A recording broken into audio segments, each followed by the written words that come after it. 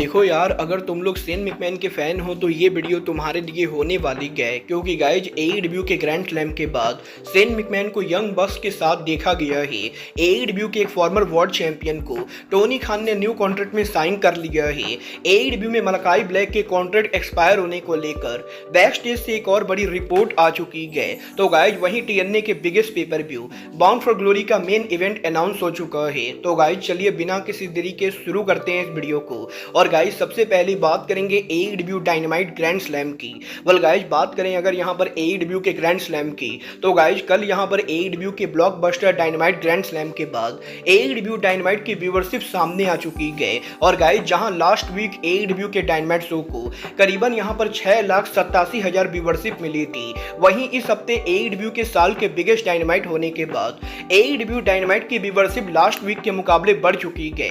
और इस हफ्ते एईडब्ल्यू के ऑथर एस स्टेडियम में ग्रैंड स्लैम को करीबन यहाँ पर 7,02,000 व्यूअरशिप मिली गए, जो यहाँ पर लास्ट वीक के मुकाबले डेफिनेटली ज्यादा है। और डेफिनेटली यहाँ पर लास्ट वीक के डायनामाइट शो के मुकाबले 7,02,000 व्यूअरशिप मिलने के बाद एईडब्ल्यू के इस हफ्ते का डायनामाइट शो हिट रहा है। बट गाइस डेफिनेटली यहाँ per year by year comparison के अंदर लास्ट ईयर के ग्रैंड स्लैम के मुकाबले एईडब्ल्यू के इस साल के ग्रैंड स्लैम की व्यूअरशिप गिरी गए। और डेफिनेटली यहाँ पर ग्रैंड स्लैम को मात्र यहाँ पर 7,02,000 व्यूअरशिप मिलता, इसका मेन रीजन एनबीए का शो है।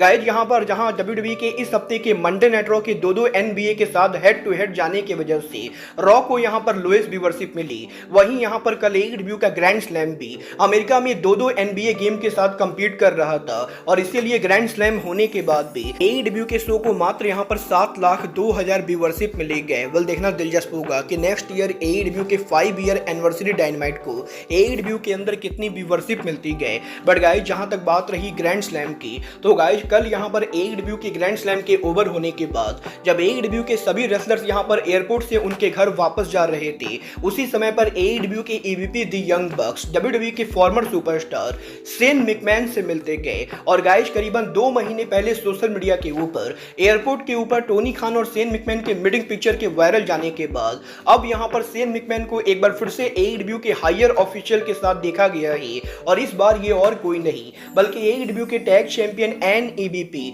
द यंग बक्स है। गाइस यहां पर यंग बक्स ने खुद यहां पर सोशल मीडिया के ऊपर सेन मैकमैन के साथ उनके पिक्चर को शेयर करते हुए इस चीज को कंफर्म किया है कि वो यहां पर न्यूयॉर्क में एयरपोर्ट के ऊपर डब्ल्यूडब्ल्यूई के फॉर्मर सुपरस्टार सेन मैकमैन से मिले थे। और यंग बक्स ने सोशल मीडिया के ऊपर इस पिक्चर को शेयर करते हुए सेन मैकमैन के डेब्यू के रूमर्स को और भी ज्यादा तेज कर दिया है। वेल गाइस डेफिनेटली यहां पर 2 महीने पहले टोनी खान और सेन मैकमैन का एयरपोर्ट पर मिलना और अब यहां पर यंग बक्स और सेन मैकमैन का एयरपोर्ट पर मिलना कहीं ना कहीं इस चीज को टीज करता है कि एईडब्ल्यू के अंदर सेन मैकमैन को लाने को प्लानिंग चल रही है। और मुझे यहां पर लगता है कि एईडब्ल्यू का 5 year anniversary dynamite show AEW का वो परफेक्ट शो होगा जहां सेन मैकमैन को डेब्यू करके एईडब्ल्यू के शॉक वेव को अनाउंस करना चाहिए। बट मुझे यहां पर नहीं लगता है कि फिलहाल यहां पर सेन मैकमैन एईडब्ल्यू पर आने वाले गए।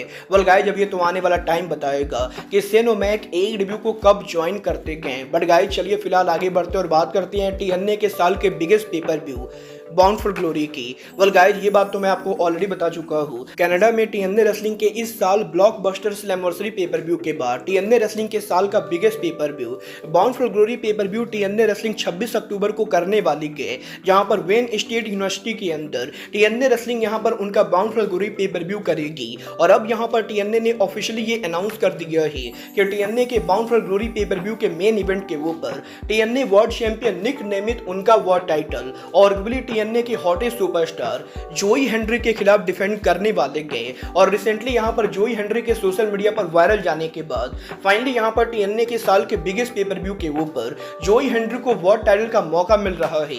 और मुझे यहां पर इस चीज के हाई चांसेस लगते गए कि बाउंड फॉर ग्लोरी वो पेपर व्यू होने वाला है जहां टीएनए फाइनली जोई हेनरी को वर्ल्ड चैंपियन बनाएगी। वेल आपको क्या लगता है टीएनए के साल के biggest pay per view bound for glory के ऊपर जोई हेनरी को न्यू वर्ल्ड चैंपियन बनना चाहिए या नहीं?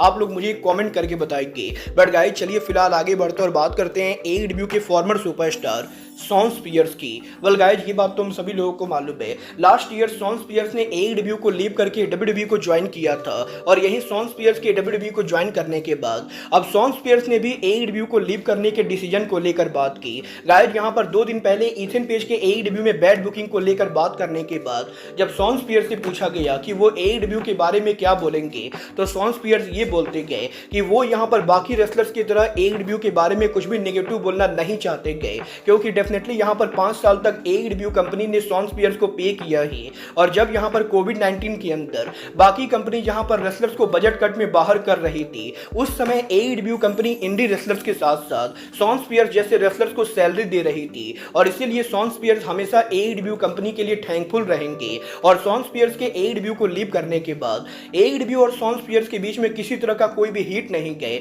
क्योंकि वो यहाँ पर एईडब्ल्यू के प्रेसिडेंट टोनी खान की काफी रिस्पेक्ट करते गए और इसीलिए शॉन स्पियर्स सिर्फ ये बोलना चाहेंगे कि उन्हें यहाँ पर एईडब्ल्यू के बाहर कुछ और करना था और इसीलिए उन्होंने यहाँ पर म्यूचुअल डिसीजन लेकर एईडब्ल्यू को लीव करके डब्ल्यूडब्ल्यूई को ज्वाइन करने का फैसला किया। और आज के टाइम पर वो डब्ल्यूडब्ल्यूई के अंदर ऑन स्क्रीन के ऊपर रेसलर के साथ साथ बैक स्टेज के ऊपर एनएक्सटी में प्रोड्यूसर का काम करते गए और वो यहाँ पर डब्ल्यूडब्ल्यूई के अंदर करंटली काफी हैप्पी गए। वेल गाइस, डेफिनेटली यहाँ पर मैं शॉन स्पियर्स की बात से एग्री करता हूँ और मुझे भी लगता है कि उनका एईडब्ल्यू को लीव करना उनका बिल्कुल ही सही डिसीजन था। बट गाइस, चलिए फिलहाल आगे बढ़ते और बात करते हैं एईडब्ल्यू सुपरस्टार मलाकाई ब्लैक की।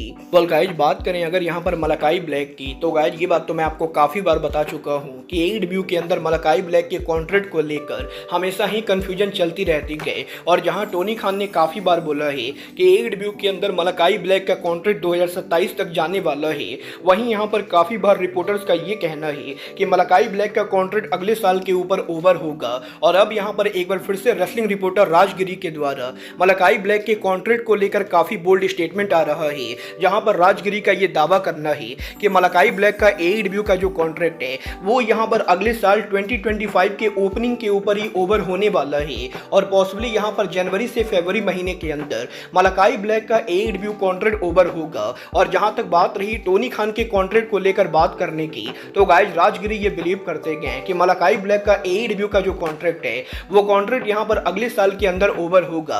बट पॉसिबली टोनी खान और एईडब्ल्यू कंपनी के पास ये पावर है कि वो यहां पर चाहे तो मलाकाई ब्लैक के कॉन्ट्रैक्ट को 2 साल के लिए और एक्सटेंड कर सकते गए। और बेसिकली यहां पर राजगिरी का ये बोलना है कि नेक्स्ट ईयर अगले साल जनवरी के अंदर मलाकाई ब्लैक का कॉन्ट्रैक्ट ओवर होने वाला है और वो यहां पर उस कॉन्ट्रैक्ट के ओवर होने के बाद या तो एईडब्ल्यू कंपनी को लीव कर सकते गए या फिर टोनी खान उनके कॉन्ट्रैक्ट को एक्सटेंड करते हुए 2027 तक उन्हें एईडब्ल्यू कंपनी के ऊपर रख सकते गए। वेल गाइस, जब ये तो आने वाला टाइम बताएगा कि ब्लैक यहां पर एईडब्ल्यू को लीव करते हैं या नहीं। वेल, आपको क्या लगता है मलाकाई ब्लैक को एईडब्ल्यू को लीव करके अगले साल डब्ल्यूडब्ल्यूई को ज्वाइन करना चाहिए या नहीं? आप लोग मुझे कमेंट करके बताएंगे। बट गाइस, जहां तक बात रही एईडब्ल्यू को लीव करने की, तो गाइस अब मैं आपको बता दूं पिछले काफी दिनों से सोशल मीडिया के ऊपर एईडब्ल्यू सुपरस्टार सरिया के एईडब्ल्यू लीव करने को लेकर इंटरनेट के ऊपर काफी सारी रूमर चल रही थी। और गाइस, जैसा कि मैं आपको ऑलरेडी काफी बार बता चुका हूं, सरिया का एईडब्ल्यू का करंट कॉन्ट्रैक्ट आने वाले 2 से 3 दिनों के अंदर ओवर होने वाला था। और गाइस, यहां पर क्योंकि सरिया ने इस हफ्ते ग्रैंड स्लैम से पहले यूके में उनके आखिरी इंडी रेसलिंग के ऊपर प्रोमो के अंदर ये बोला था कि उन्हें यहां पर नहीं पता है कि वो यहां पर दोबारा इंडी रेसलिंग पर कंपीट करेंगी। तो गाइस, इसीलिए इंटरनेट के ऊपर इस चीज को लेकर रूमर्स और भी तेज चल रहे थे कि सरिया पॉसिबली एईडब्ल्यू को लीव करके डब्ल्यूडब्ल्यूई पर वापस जाएंगी। बट गाइस, अब यहां पर मैं आपको ऑफिशियली ये कंफर्म कर सकता हूं कि सरिया यहां पर एईडब्ल्यू को लीव नहीं कर रहे गए, क्योंकि कल यहां पर एईडब्ल्यू की ग्रैंड स्लैम वीकेंड के अंदर टोनी खान ने सरिया को न्यू कॉन्ट्रैक्ट में साइन कर लिया है और ये यहां पर 100% कंफर्म हो चुका है कि सरिया यहां पर एईडब्ल्यू के साथ न्यू कॉन्ट्रैक्ट साइन कर चुकी गए और वो यहां पर एईडब्ल्यू कंपनी के ऊपर स्टे करने वाली गए। और क्योंकि हाल फिलहाल में टोनी खान ने सरिया के ब्रदर को भी साइन किया था, तो इसीलिए पॉसिबली सरिया उनकी पूरी फैमिली के साथ एईडब्ल्यू कंपनी के ऊपर स्टे करना चाहती गए। वेल, देखना दिलचस्प होने वाला है कि टोनी खान के सरिया को री साइन करने के बाद टोनी खान अब यहां पर सरिया को बेटर बुकिंग देते हैं या नहीं। वेल, आपको क्या लगता है एईडब्ल्यू को सरिया को दोबारा पुश करना चाहिए या नहीं? आप लोग मुझे कमेंट करके बताएंगे। वेल, मैं पर्सनली नेक्स्ट ईयर एईडब्ल्यू के ग्रैंड स्लैम के ऊपर एईडब्ल्यू के ऑस्ट्रेलिया शो के ऊपर सरिया और मर्सिडीज मोन के बीच में हाई प्रोफाइल मैच देखना चाहूंगा। वेल, आपको क्या लगता है एईडब्ल्यू कंपनी को सरिया को एक बार फिर से वर्ल्ड चैंपियन बनाना चाहिए या नहीं? आप लोग मुझे कमेंट करके बताएंगे। बट गाइज, अब आज के इस वीडियो में बस इतना ही। मैं मिलता हूँ आपसे अपने अगले वीडियो में। बट गाइस तब तक के लिए good bye, good night and bang.